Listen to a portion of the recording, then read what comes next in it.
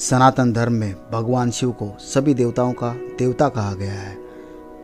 यानी कि भगवान शिव सभी देवताओं में भी उतने ही पूज्य है जितने कि सभी जीवों में।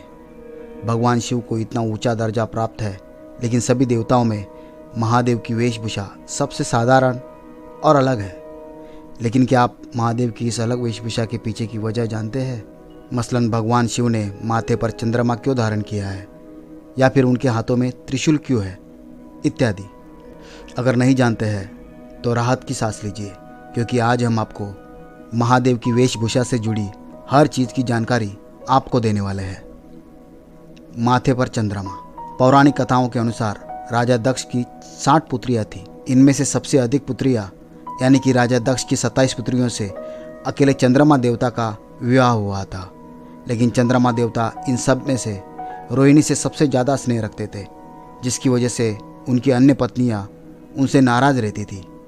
अपनी पुत्रियों की नाराज़गी से रुष्ट होकर राजा दक्ष ने चंद्रमा देवता को क्षय रोग का श्राप दे दिया, जिसके बाद चंद्रमा देवता ने इस रोग से छुटकारा पाने के लिए महादेव की कठिन तपस्या की। महादेव चंद्रमा देवता के तप से प्रसन्न हुए और उन्हें क्षय रोग से मुक्त कर दिया और भक्ति से प्रसन्न होकर उन्हें अपने मस्तक पर स्थान दिया। हालांकि एक और कथा के अनुसार जब समुद्र से निकला हलाहल भगवान शिव ने अपने कंठ में धारण किया तो उसके ताप से उनका शरीर जलने लगा। ऐसे में उन्होंने अपने मस्तक पर चंद्रमा को धारण कर हलाहल के ताप को कम किया था। जटाओं में माँ गंगा। शिव पुराण के अनुसार जब भगीरथ ने कठिन तपस्या कर अपने पूर्वजों के आत्मा की शांति के लिए माता गंगा को धरती पर बुलाया, तो माता गंगा ने उन्हें एक समस्या बताई थी कि यदि माता गंगा पृथ्वी पर आई तो माता गंगा की धारा के वेग से समस्त पृथ्वी नष्ट हो सकती है। इसके उपाय स्वरूप भागीरथ ने भगवान शिव की तपस्या की और उनसे माता गंगा की धाराओं को अपनी जटाओं में धारण कर उनके वेग को कम करने की विनती की। फलस्वरूप भगवान शिव ने माता गंगा को जटाओं में बांधकर उनकी एक धारा को पृथ्वी पर जन कल्याण के लिए छोड़ा। हाथ में त्रिशूल। मान्यताओं के अनुसार भगवान शिव के उद्भव के साथ ही रज, तम और सत नामक 3 गुण भी पैदा हुए। मान्यता है कि भगवान शिव का त्रिशूल इन तीनों गुणों का प्रतीक है।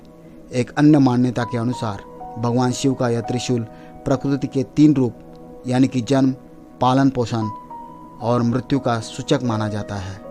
बाघ की खाल। पौराणिक कथाओं के अनुसार हिरण्यकश्यप का वध करने के बावजूद भी भगवान विष्णु के नरसिंह अवतार का क्रोध कम नहीं हो रहा था। तब भगवान शिव ने नरसिंह देवता को शांत करने के लिए अंश अवतार के रूप में वीरभद्र का अवतार लिया और नरसिंह देवता से शांत होने की विनती की।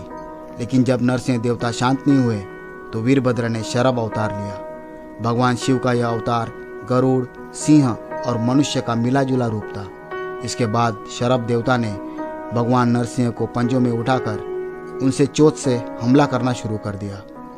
शरभ देवता के वार से भगवान नरसिंह घायल हो गए और उन्होंने अपना शरीर त्यागने का फैसला किया। लेकिन भगवान शिव से विनती की कि भगवान शिव उनके शरीर के चमड़े को अपने आसन के रूप में स्वीकार करें। मान्यता के अनुसार इसके बाद भगवान नरसिंह भगवान विष्णु में समाहित हो गए और भगवान शिव ने उनकी खाल को आसन के रूप में स्वीकार किया। गले में सांप। मान्यता के अनुसार नागराज वासुकी भगवान शिव के परम भक्तों में से एक थे। जब समुद्र मंथन हुआ तब वासुकी देवता को रस्सी की तरह इस्तेमाल किया गया था। भगवान शिव उनकी इसी भक्ति से प्रसन्न हुए और उन्हें अपने गले में धारण किया। तो दोस्तों, ये थे रहस्य भगवान शिव के गले में सांप और आसन रूपी बाघ के खाल के।